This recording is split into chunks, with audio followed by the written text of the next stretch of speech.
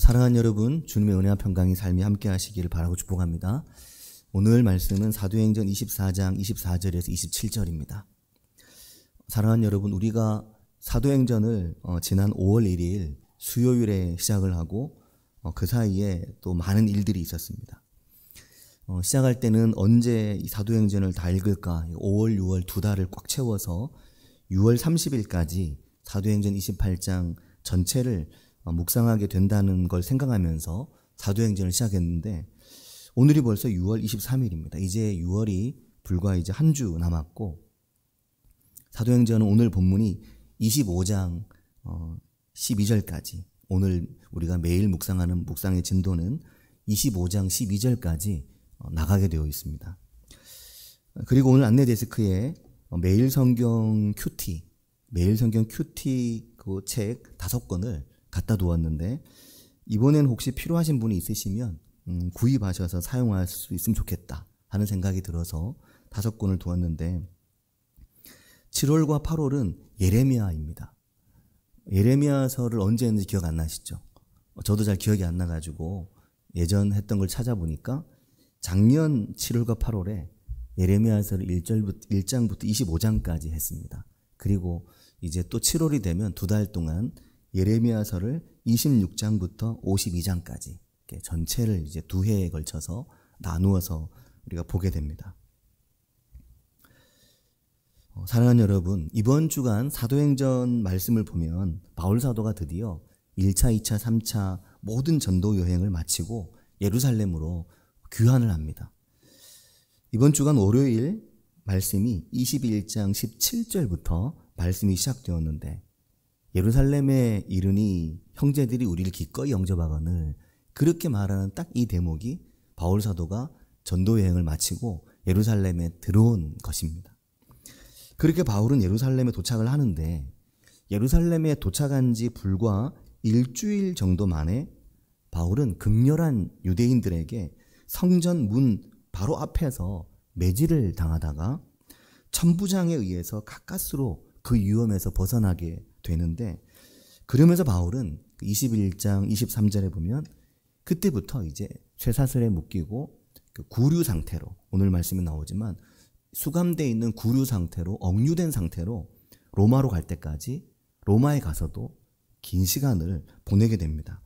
그리고 이 시간 동안 바울은 계속해서 변론을 예수 그리스도에 대한 도를 전하고 증거하게 됩니다. 자, 바울은 이렇게 여러 번 자신의 변론을 이어가게 되는데 로마의 천부장에게 임시로 억류된 상태에서 유대인들의 폭력을 사실상 피할 수 있었기 때문에 그렇게 붙들려 있는 게 바울에게는 오히려 안전한 것이었습니다. 만약에 그렇게 로마 군인들에 의해서 구류된 상태가 아니었다면 바울은 아마 벌써 돌 맞고 매 맞아 죽었을 것입니다. 그렇게 붙들려 있으면서 바울은 아주 그 구조적인 그런 어떤 보호 안에서 계속적으로 자신의 변론을 이어갈 수 있는 기회를 얻게 된 것입니다. 자, 처음에는 첫 번째는 유대 군중들 앞에서 한 4번 정도의 변론이 사도행전 후반부에 나오거든요. 첫 번째는 유대 군중들 앞에서 내가 만난 예수를 증언합니다. 내가 얼마나 율법에 열심히 있는 사람이었는지 이것부터 시작해가지고 예수님이 나를 다메섹에서 어떻게 찾아오셨는지 성전에서 기도할 때 주님께서 내게 오셔서 떠나가라. 내가 너를 멀리 이방인에게로 보내겠다. 그렇게 말씀하셨다. 이걸 이야기하거든요. 그게 22장이었습니다. 그리고 바울은 다시 복음을 증언할 기회를 얻게 되는데 처음에는 유대 군중들에게 두 번째는 누구냐면 22장 30절부터인데 이때는 유대 군중이 아니라 사내들인 공회에서 공식적으로 자신이 만난 예수 그리스도에 대해서 증언을 합니다. 같은 말을 반복하죠. 조금씩 표현은 다르고 심화되는 부분도 있지만 같은 내용을 다시 바울이 변론합니다. 자, 특히 바울은 이때 내가 바리새인이다. 이걸 강조합니다. 그래서 공회에 두 부류가 있는데 바리새인들, 사두개인들이 두 부류거든요.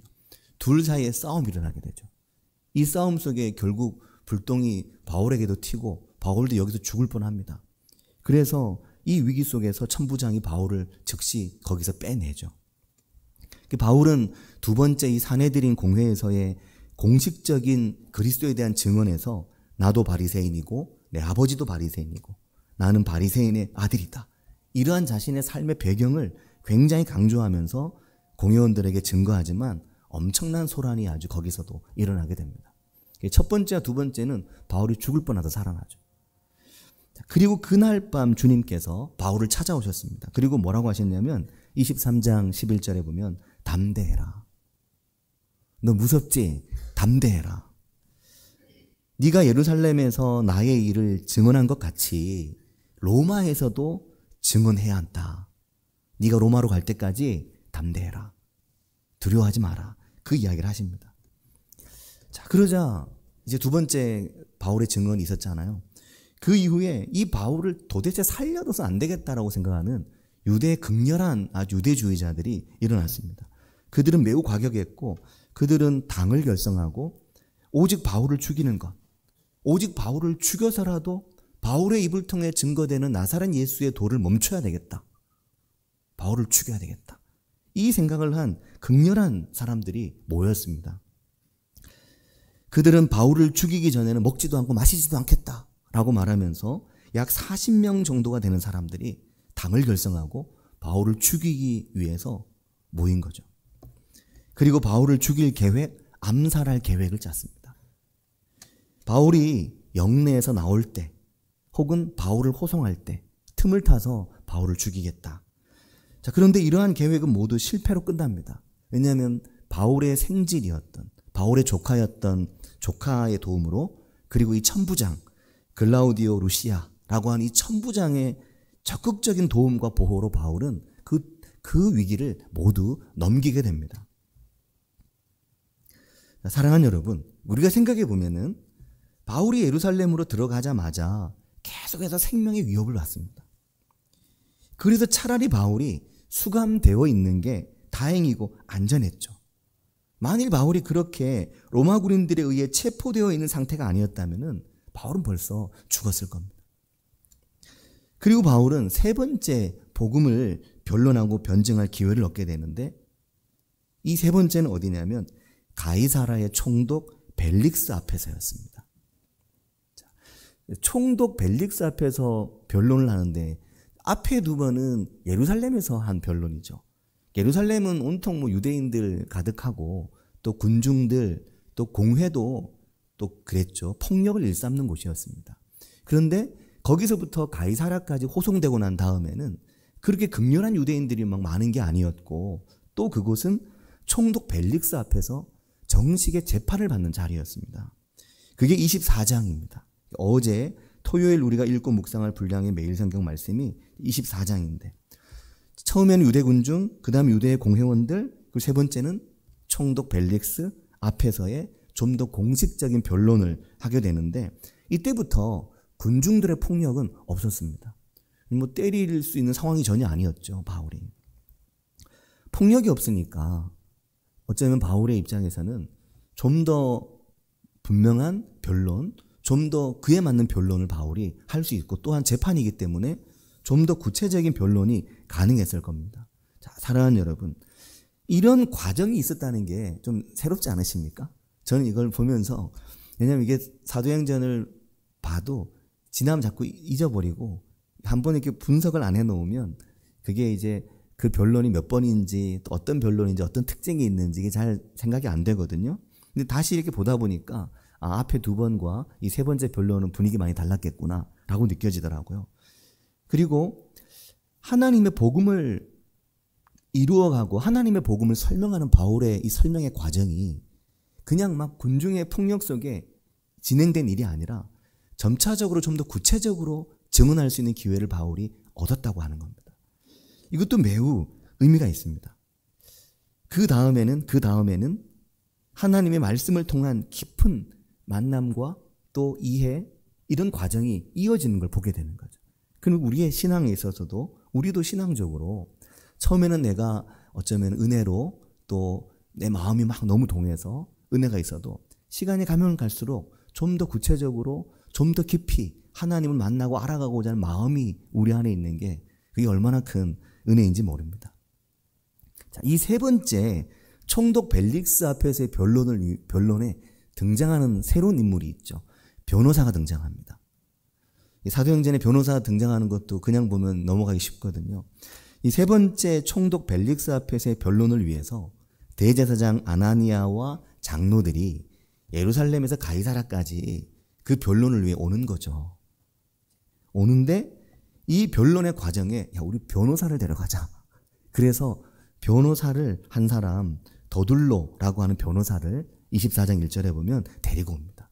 뭐 본인들이 두 번 해봐서 알죠. 뭐 말로 당할 수 있는 사람이 바울이 아니라는 것을, 이걸 좀 더 분명하게 이야기할 수 있는 사람이 우리에게 필요하다는 것을, 그래서 변호사를 대동하고 총독 벨릭스 앞에 변론을 위해서 옵니다. 그리고 총독에게 바울을 정식으로 고발합니다.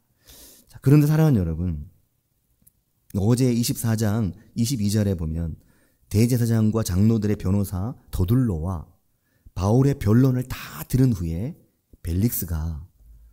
총독 벨릭스가 이 바울에 대한 고발건에 대한 이 처리를 연기합니다. 이 사안을 좀 더 오래 지켜본 천부장, 루시아 그 천부장이 올라오면 그때 처결하겠다라고 이걸 연기시켜버리죠. 그런데 여기에는 더 중요한 선행된 이유가 있었습니다. 그게 뭐냐면 24장 22절에 보면 이미 벨릭스는 이 예수에 관한 도를 어느 정도 알고 있었습니다. 그래서 24장 22절에 보면 벨릭스가 이 도에 관한 것을 더 자세히 아는 고로라고 말합니다. 변호사야 더둘로의 변론이나 대제사장이나 혹은 그들의 말보다 벨릭스는 이미 이 도에 대해서 더 자세히 알고 있었다는 겁니다. 그래서 이것을 바로 어떻게 처리하자고 연기한 거죠. 처리를 하려면 그 뒤에 보면 나오지만 유대인들의 입맛에 맞게 처리해야 됐었습니다. 자신의 정치적 입지를 위해서. 근데 그렇게 못하겠으니 연기를 시켜버린 거죠. 자, 왜 그런가 이걸 잘 보면 24장 24절에 보면 이미 벨릭스는 이 도에 대해서, 예수의 도에 대해서 나쁘지 않은 감정을 가지고 있었고, 또 24장 24절에 보면 수일 후에 벨릭스가 그 아내 유대 여자 드루실라와 함께 와서, 그 아내가 유대 여자였습니다. 그 아내 유대 여자인 그 드루실라와 함께 와서, 그리고 뭐라고 말합니까? 바울을 불러, 그리고 그리스도 예수 믿는 도를 듣거늘리라고 말합니다. 사랑하는 여러분, 처음 듣는 게 아니죠. 이미 벨릭스는 이 도에 관해서 알 만큼 압니다. 그런데 바울의 글은 뭘 듣겠습니까? 알 만큼 아는 그걸 반복해서 듣는다기보다도 또 다른 걸 더 듣고 싶은 거죠. 이 벨릭스가. 그래서 벨릭스는 23장 마지막 절이 23절에 보면 뭐라고 말하냐면 백부장에게 명령을 내립니다. 이 바울을 잘 지켜라. 그런데 지키되 바울에게 자유를 주고 그의 친구들이 들어와서 도와줄 수 있도록 일체 편의를 제공해 주어라. 그렇게 이야기를 한 겁니다. 그러니까 바울은 사실은 억류되어 있고 구류되어 있는 상황이었지만 정말 안전하고 오히려 여러 편의를 제공받는 그런 상황이었죠. 이것은 로마에 가서도 마찬가지였습니다. 자, 벨릭스는 그의 아내와 함께 바울을 찾아와서 예수 믿는 도에 대해서 들었는데 뭘 들었냐면 25절에 나옵니다. 25절에 보면 바울이 의와 절제와 장차오는 심판을 강론하니 벨릭스가 두려워하여 그렇게 말합니다. 오늘 말씀 24장 25절이죠. 바울이 의와 절제와 장차오는 심판을 강론하니 벨릭스가 두려웠다. 그렇게 말합니다. 사랑하는 여러분, 안타깝게도 벨릭스의 한계가 여기까지였습니다. 벨릭스는 이 위대한 사도 바울에게 의에 대해서, 절제에 대해서, 장차오는 심판에 대해서 이 말씀을 들을 수 있는 기회를 가지면서도 야, 내가 이제 잘 아는 걸 넘어 이 도를 믿어야 되겠다. 이 도와 함께 해야 되겠다. 그런 마음이 일어났다면 너무나 좋았을 텐데 25절 뒤에 보면 이 벨릭스는 두려움을 갖게 되고 그러면서 지금은 가라. 내가 틈이 있으면 너를 부를게. 그렇게 이야기합니다. 그리고 2년이란 시간이 지나게 되고 그 2년이란 시간 동안 벨릭스는 자주 바울을 불러서 그 이야기를 듣습니다. 근데 사랑하는 여러분, 하나님 앞에서의 벨릭스의 시간은 이 좋은 기회를 갖고도 여기서 사실상 끊어지게 됩니다. 하나님의 진리와 그 도를 더 알아가는 게 두려운 거죠. 사랑하는 여러분, 이런 사람들이 있습니다. 더 아는 게 두려운 거죠. 더 아는 게 무서운 겁니다. 더 아는 게 뭐 무서운 거 보고 무서워한다기보다도 더 아는 것에 대한 어떤 거리감, 더 알지는 않으려고 하는, 나는 이 정도만 알면 됐다고 생각하는, 나는 이 정도면 충분하다고 생각하는, 근데 이미 나에게 이 정도면 충분하다고 생각하는 그 생각 자체는 더 아는 것이 그에게 필요하다는 걸 반증해주고 있는 겁니다. 더 알려고 잘 안 하는 거죠. 그래서 더 알아가기보다는 그냥 나의 신앙과 믿음을 이 정도에 묶어두고, 내 신앙과 내 믿음을 이 정도에 구류시켜두고 억류해두고 더 하나님을 알아가려고는 하지 않는 겁니다. 나에게 하나님이 더 필요하다는 그것을 애써 덮어두고 살아가려고 하는 거죠. 그냥 안전한 내가 설정하고 만든 나의 이 테두리, 나의 한계 속에 교회는 이 정도, 신앙은 이 정도, 말씀은 이 정도, 그냥 그 정도, 그렇게 살아가는 이들이 있죠. 내 삶의 시간의 한계를 스스로 결정하는, 사실은 매우 어리석은 것입니다. 하나님께서 우리의 마음을 두드리시고 하나님께서 우리의 마음을 열고자 하실 때 하나님의 도를 더 알아갈 수 있는 은혜가 있으시기를 바랍니다. 하나님을 더 알기 위해, 주의 말씀을 더 알기 위해 열심인 분들도 있습니다. 그런 분들은 더 그러시길 바랍니다. 내가 너무 열심히 하나? 아니요. 뭘 얼마나 열심히 했다고. 열심히 하셨죠. 하지만 하나님을 더 알아가는 면에 있어서 내가 어떻게 하나님을 좀 더 알 수 있을까? 끊임없이 그런 생각이 들거든요. 드시죠? 저도 매일마다 그 생각합니다.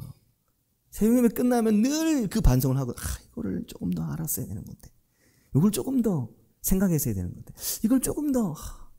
때로는 설교가 끝나고 새벽 예배 설교 끝난 다음에 아무도 모르게 설교한 걸 확 바꿔놓고 마치 내가 이렇게 설교한 것처럼 만들어 버릴 때도 있다니까요. 음성 들으면 다 나오는데 새벽 예배 말씀 중에 굳이 하지 않아도 될 말을 괜히 했네, 그런 것 때로 뺄 때 있습니다. 하지만 더 넣지 못하잖아요. 거기다 더 넣지 못하거든요. 근데 막 더 넣고 싶은, 예배 끝났는데 이 얘기를 왜 안 했지? 이 얘기를 했어야 되는 건데, 그런 생각이 들 때가 있거든요. 그러면 너무 게으르다, 내 게으름이 또 이 말씀 준비를 제대로 못하게 만들었어, 그렇게 책망하거든요. 진짜 게으르다, 조금만 더 열심히 있으면 이걸 이렇게 안 했을 텐데. 하나님의 말씀이 막 궁금하고 더 알고 싶고 더 물으려고, 어떤 분들은 말씀 읽으면서 필사하면서 이해가 잘 안 되는 부분들을 인터넷을 펴서 네이버를 열고 열심히 검색하면서 그걸 연구하십니다.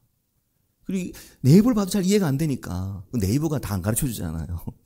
그러니까 이거 목사님한테 물어보고 싶은데, 또 목사님한테 물어보면 혹시나 또 방해가 될까 봐, 혹은 내가 너무 자주 묻는다고 생각하실까 봐.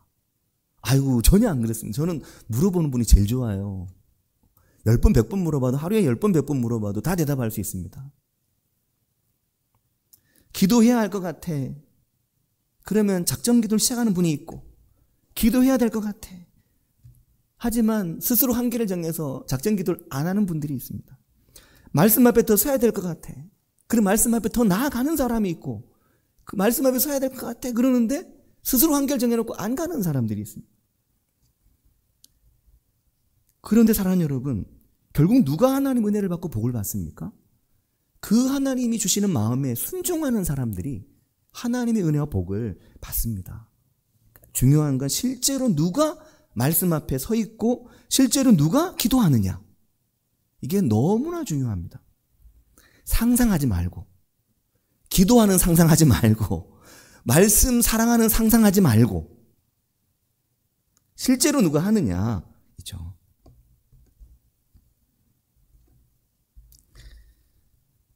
움직여야 된다.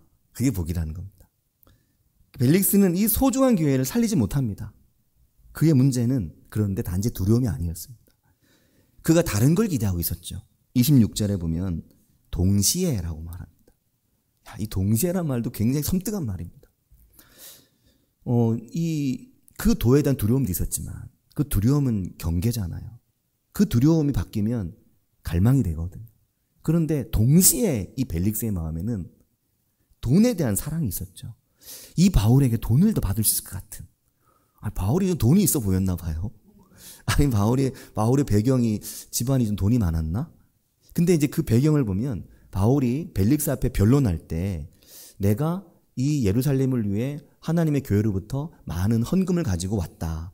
이 말이 나옵니다. 그래서 이 사람이 뭔가 돈이 많구나.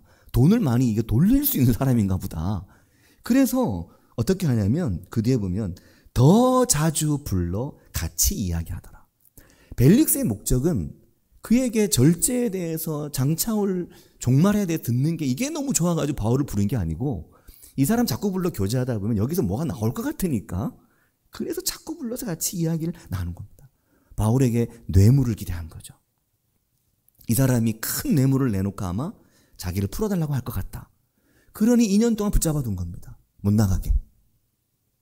2년 동안 자주 불러 이야기하면서 큰 뇌물 내놓으면 내보내려고 그러고 있지 않았나 싶은 거죠. 그래서 27절이 말씀합니다. 이태가 지난 후. 거기서 2해를 그러고 있었습니다. 바울이. 그렇게 2해가 지난 거죠. 바울이 얼마나 바쁜 사람입니까? 자기 인생의 시간을 쪼개고 자기 삶을 쪼개서 선교에 자기 삶을 던져놓은 사람인데 거기 감옥에서 2년을 그러고 있었습니다. 28장 30절 28장 30절 마지막 절에 가면 또 바울이 로마에 가서 거기서도 온 이태를 그때는 또 온 이태를이라고 말하죠. 온 2해를 그 집에 자기가 가택연금 상태죠. 거기 있는 집에 있으면서 사람들을 계속 만나는 이야기가 나옵니다. 자, 사랑하는 여러분, 벨릭스는 자기가 통치하고 있는 이 식민지의 안정, 유대인들의 지지를 위해서 바울을 거기에 묶어두었습니다. 그는 자기에게 찾아온 이 놀라운 기회를 그냥 날려버린 거죠. 자, 그러나 사랑하는 여러분, 그 2해 이 시간이 바울의 인생에 그러면 쓸모없는 시간이었습니까? 그건 아니죠. 전능한 하나님이 그의 인생에 그 2해를 묶어 놓으실 때는 그 2해가 그의 삶에 필요 없는 시간은 당연히 아니었을 것입니다. 그 2해는 그 2해대로 바울의 삶에 꼭 필요한 시간이었음이 분명합니다. 우리의 삶에 지나가는 그 어떤 시간도 그냥 지나가는 시간은 단 하나도 없는 거죠. 우리의 삶에 참으로 고통스러운 시간도 그냥 지나가는 시간은 없는 겁니다. 비록 바울 사도가 그 2해를 거기 묶여 있었지만 재판도 마무리가 안 된 상태에서 그러나 그 2해 동안 하나님께서 그와 함께 하시고 그의 삶에 매일매일 일어난 일들을 통해서 그가 거기서 누구를 만났는지 그가 거기서 누구에게 어떻게 복음을 전했는지 다 기록되어 있지 않지만 그의 삶의 그 2해의 시간은 매우 의미 있는 시간이었을 겁니다. 사랑하는 여러분, 우리도 살다 보면은 우리의 삶이 어딘가에서 또 어느 한때 어느 한 시절에 묶여버릴 때가 있습니다. 내가 왜 그때 거기에서 그 시간을 보냈지? 내가 왜 그때 거기 그 시간을 살았지? 내가 왜 제주도에서 10년 있었지? 내가 왜 그때 거기서 내가 왜 그 시간을 보냈지? 돌아보면 되게 내게 아쉬운 시간이었어 라고 생각되는 시간이 우리에게 있을 수 있습니다. 그런 사랑하는 여러분, 우리의 삶에 그냥 지나간 시간은 단 하나도 없고 묶여 있었던 시간의 길이만큼 그 시간이 풀리게 되면 그만큼의 강한 은혜와 강한 힘으로 그 다음 시간을 달려갈 수가 있는 거죠. 어딘가에서 어떤 일로 우리의 삶의 시간이 갇혀버릴 때, 그러나 사랑하는 여러분, 내 삶의 시간이 결코 그 무엇에도 갇힐 수가 없다는 것을, 내 삶의 시간이 하나님 안에 있다는 것을 믿는 은혜가 삶에 함께 하시길 바라고 축복합니다. 오늘도 내 삶에, 오늘도 내 인생. 며칠 전에 기독서점에 갔었습니다. 교회에 새가족 선물이 다 돼서 새가족 선물 겸 이사신방을 또 이제 할 때, 예전에는 이제 이사를 하시든 새가족이시든 다 이제 교회에 그 우리가 액자 하나씩을 다 이제 가정마다 걸어드렸으니까 그걸로 다 됐는데 그게 다 떨어졌고, 그리고 이제 또 새가족이 생기시든 또 이사를 가면 또 이사 갈 때 그냥 또 가기가 그래서 적정한 선물이 뭐가 있을까, 그래서 선물을 찾으려고 틈날 때 기독서점에 자꾸 이제 가보거든요. 근데 벌써 몇 번을 갔다 왔는데 마음에 잘 안 들더라고요, 선물이. 제 눈에 안 들어왔습니다. 좋은 건 많은데 제 눈이 약간 독특해가지고 제 눈에 맞아야 좋거든요. 그래서 제가 결국 그걸 골랐는데, 하여튼 골랐는데, 지난 목요일 날, 근데 갔는데 시계 하나가 너무너무 마음에 드는 겁니다. 야, 시계가 너무 눈에 쏙 들어오는 거죠. 그러니까 이 시계를 받고 싶으면 이사를 하셔야 되는데. 멀리 가시면 안 드릴 거니까 가까이 이사를 하시죠.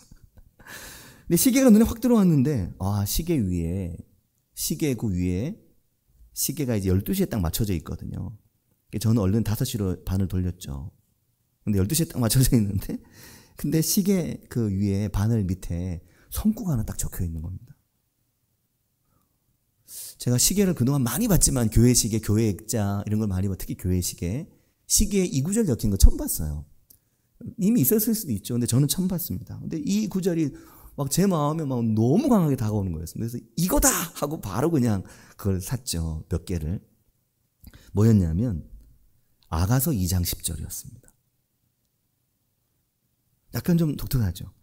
아가서 2장 10절이 뭐냐면 나의 사랑하는 자가 내게 말하여 이르기를, 그렇게 생각하는데 그 뒷부분이 거기에 적혀 있었습니다. 뭐냐면 나의 사랑 내 어여쁜 자야 일어나서 함께 가자. 이 구절이 딱 적혀 있는 겁니다. 근데 이게 왜 너무 마음에 들었냐면 일어나서? 새벽에 일어나서? 이 시계를 이렇게 벽에 걸어놓으면 이걸 보다 보면 새벽 예배를 잘 가겠구나. 그 생각을 처음에 가장 먼저 들었죠. 근데 그 생각이 처음 먼저 들었지만 그보다 더 큰 은혜는 그 뒤를 따라서, 항상 이게 처음 뭔가 딱 들었다고 진짜 전부는 아니에요. 그 뒤에 생각이 이어지는데, 하나님 우리 인생의 시간을 이렇게 함께 하시는구나.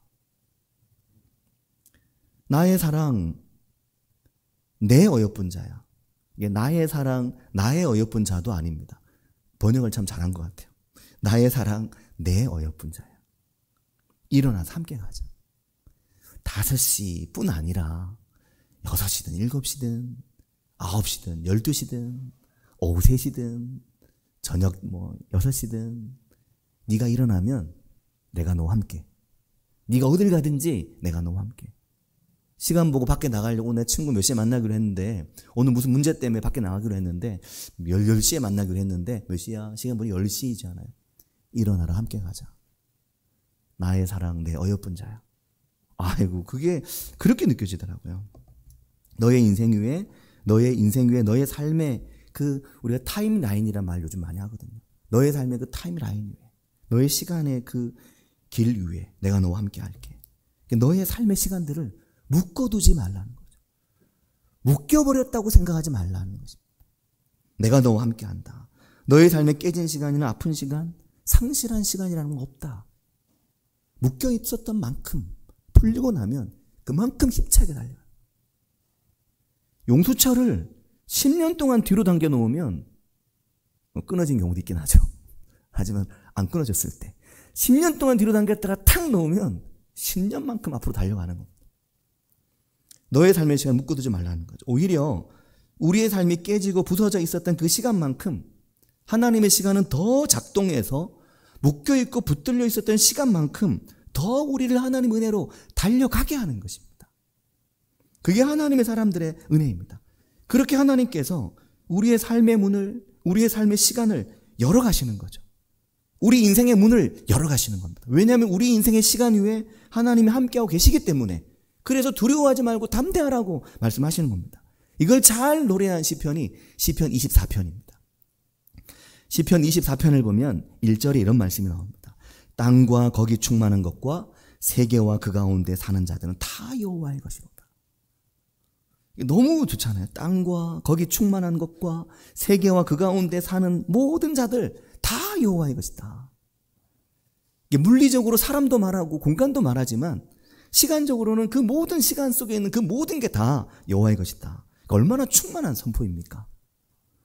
땅과 거기 충만한 세계와 그 가운데 사는 모든 게 다 여호와의 것이다. 그래서 2절에 보면 여호와께서 그 터를 바다 위에 강들 위에 건설하셨도다. 하나님이 우리 인생의 강과 바다 위에 하나님의 터전을 건설하셨다. 그러면서 이렇게 말씀합니다. 누가 그 산에 오를 건가? 누가 그 여호와를 찾을 건가? 누가 그 거룩한 곳에 설 건가? 누가 그 하나님의 그 영원한 영광 앞에 나아갈 건가? 이걸 말씀하면서 4절에 보면 그런 사람은 손이 깨끗하고 마음이 청결하며 뜻을 허탄한 데 두지 않고 거짓 맹세하지 않는 하나님 앞에 신실한 이들이 그 하나님을 찾아서 그 하나님의 영광을 향해 그 거룩한 산에 나아간다. 그렇게 말하면서 그 뒤에 이렇게 말합니다. 그들이 여호와께 복을 받고 구원의 하나님께 의를 얻으리라. 그들이 의로워서가 아니라 그들의 손이 완전히 깨끗하고 전혀 문제 없어서가 아니라 그렇게 내 마음을 하나님께 두려고 애쓰는 하나님을 향해서 나아가려고 하는 내가 완전해서가 아니라 그런 이들을 내가 그들을 의롭다 하겠다는 거죠. 그러면서 하나님께서 이 시편 24편 6절에 이렇게 말합니다. 그들을 하나의 족속으로 표현하죠. 그들과 같은 족속이 따로 있다라는 거죠. 우리가 아이고 그 족속이 따로 있다 이렇게 말하잖아요. 그는 여호와를 찾는 족속이라는 거죠. 여호와를 찾는 족속이 따로 있다는 겁니다. 여호와를 찾는 그런 유전자를 가진 사람들이 따로 있다는 거죠. 하나님을 찾고 구하는 그는 여호와를 찾는 족속이요. 그리고 뭐라고 말합니까? 야곱의 하나님의 얼굴을 구하는 이스라엘의 하나님이 아니라 야곱의 하나님. 실패하고 실수하고 지렁이 같고 때로는 잘못하고 하지만 그러나 하나님의 얼굴을 그들을 긍휼히 계시는 하나님의 얼굴을 구하는 자들 그들이 복이 있다는 겁니다. 그러면서 지난 주일 오후에 우리 이 찬양을 했었는데 시편 24편은 이 노래를 하죠. 그 뒤에 문들아 머리 들어라 그 찬양 있잖아요. 영원한 문들아 들릴지어다. 문들아 머리 들어라. 영광의 왕이 들어가시리로다. 어디 문이 열립니까? 우리 인생의 문이 활짝 열리는 거죠. 왜냐하면 하나님의 성소가 성전에 갇혀 있는 게 아니거든. 하나님을 어디 성전에 가두어둡니까?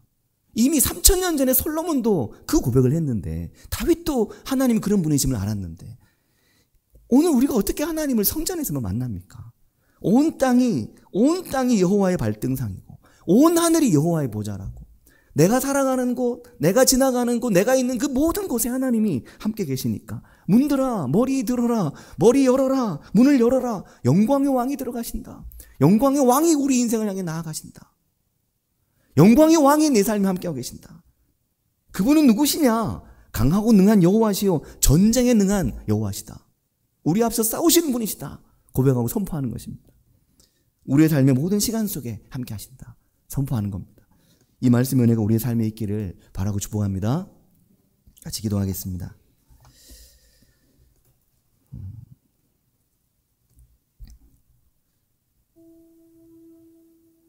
성경을 읽을 때 특히 바울의 이 사도행전 후반부를 읽을 때 바울의 긴 변론의 과정에서 어떤 의미가 있나 이걸 어떻게 지나가야 될까 하는 것이 사도행전을 시작하면서 제가 갖고 있는 고민이고 염려였습니다. 그 뒤쪽은 지루할 텐데 그런 생각이 먼저 들었죠.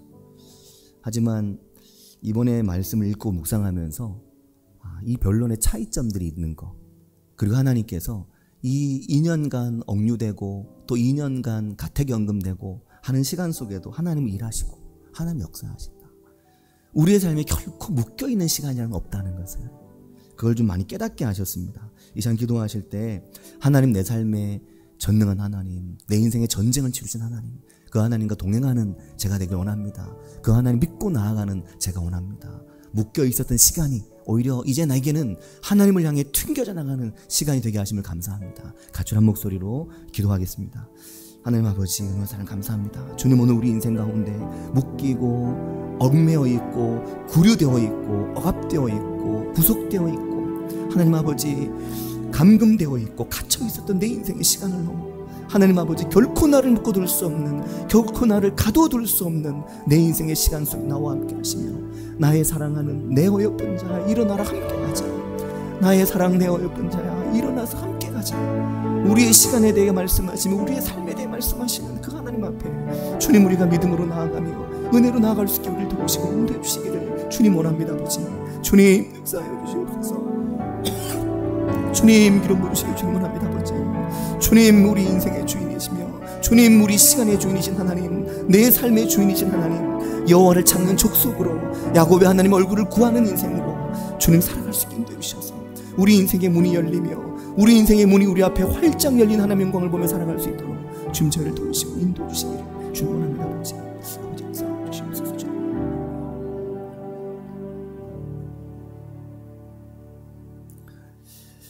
하나님 아버지 은혜와 사랑을 감사드립니다. 저희가 저희 인생에서 의미를 발견하지 못하고 삶의 가치를 발견하지 못할 때 왜 내가 여기 있는지, 왜 내가 그랬어야 했는지, 왜 내가 그런 일 가운데 있어야 했는지 이해하기 어렵고 알기 어려운 때 하나님 아버지 우리의 삶에 이해하기 어려운 시간 속에도 하나님께서 함께 하시며 하나님께서 역사하고 계심을 믿는 믿음이